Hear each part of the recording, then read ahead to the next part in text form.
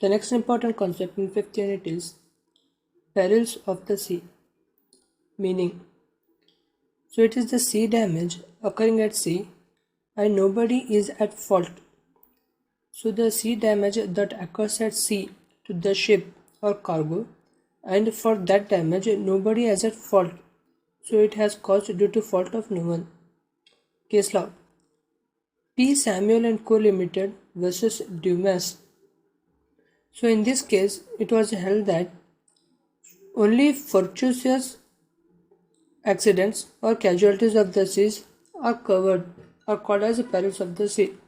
So fortuitous means the damages which has caused by due to no one.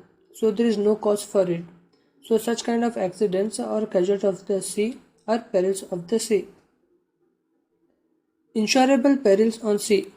So what are the matters or what are the perils which are insurable in the sea? What are the dangers of the sea which are insurable? First is perils of the sea.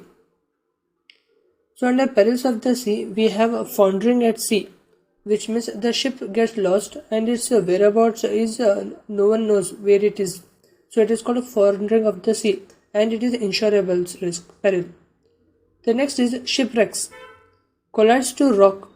If the ship collides to rock, it is called shipwrecks and it is an insurable peril. The next is stranding. If the ship is stuck in sand, it is called stranding. The next is a collision.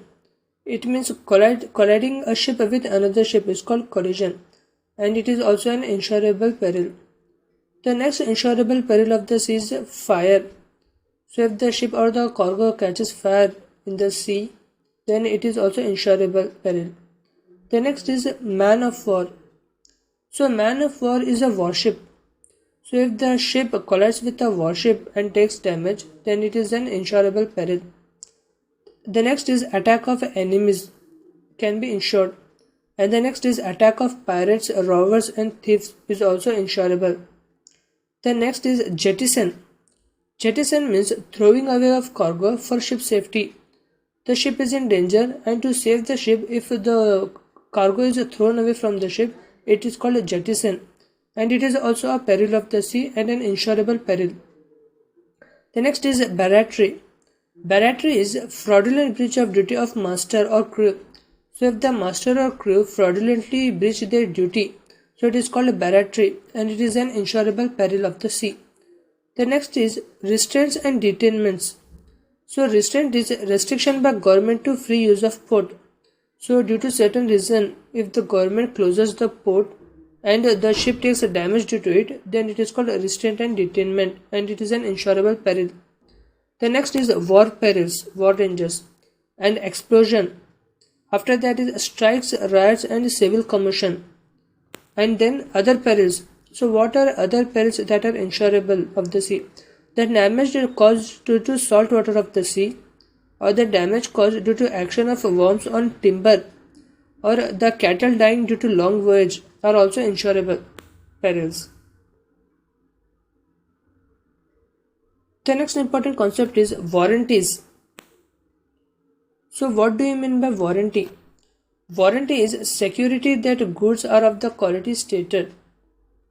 Section 133 of the Transfer of Property Act states warranties as promise that a proposition of fact is true, a covenant annexed to a conveyance of a real estate by which vendor warrants the security of the title conveyed. So in simple terms, warranty is nothing but if the insurer is giving insurance but it is subject to warranties. So the insurer will specify certain conditions that the insured will have to follow.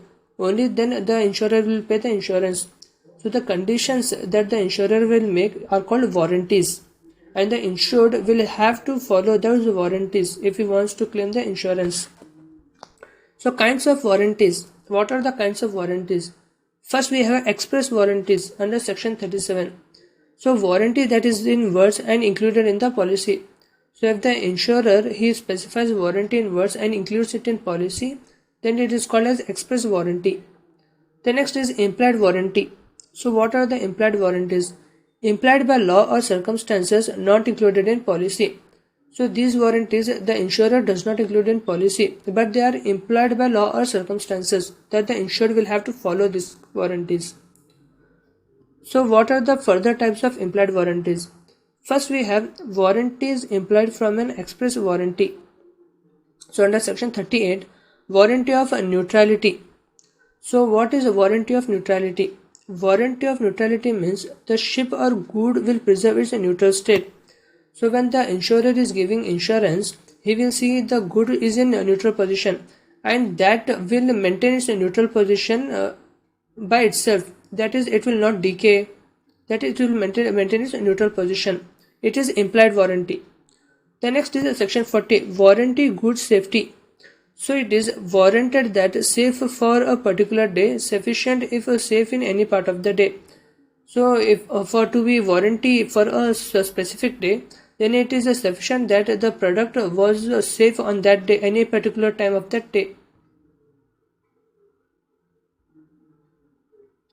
The next is implied warranties in every case of marine insurance. Section 41, seaworthiness of ship. So seaworthiness of ship is also an implied warranty. That is, the ship is capable of sailing. It will not get destroyed by sailing. Seaworthiness of ship is an implied warranty. The next is legality of a venture.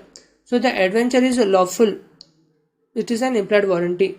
The next is other implied warranties. No change in voyage. The insurer will assume that the ship will not change its voyage. There will be no delay in voyage and there will be no deviation. So these are the implied warranties by the insurer. The next is Bank of Nova Scotia versus Hellenic War Risk Association, Bermuda Limited, the good luck. So in this case, it was held that warranty is a condition which must be exactly complied with, and non-compliance will discharge insurer from liability. So warranty is a condition made by insurer, and the insured will have to exactly follow those conditions and guidelines. And if he doesn't follow the warranty, then the insurer will be freed from his liability. The next concept is assignment of a marine policy, meaning it is a transfer of claim, right or property to another. So we saw it in previous unit. Assignment is nothing but a transfer of your insurance to another person. For fire insurance and life insurance, the transfer is the same, section 38 of the Insurance Act. But here we have to see in the Marine Insurance Act, the assignment is different. It is specified under section 52, the procedure for assigning of the marine insurance, the procedure for transferring of marine insurance.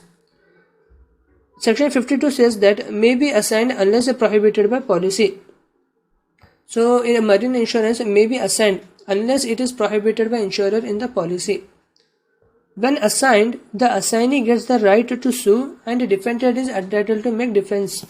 So after the assignment, the assignee claims the ownership of the insurance and he gets all the right to sue to the defendant for insurance. Assignment may be assigned by endorsement or any other customary manner. So the assignment may be done by the assigner in an endorsement or any other customary manner. Section 53.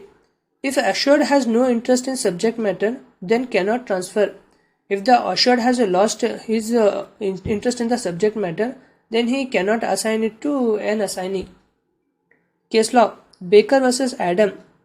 In this case, it was held that mere handing over of policy document is not assignment. Customary manner has to be followed.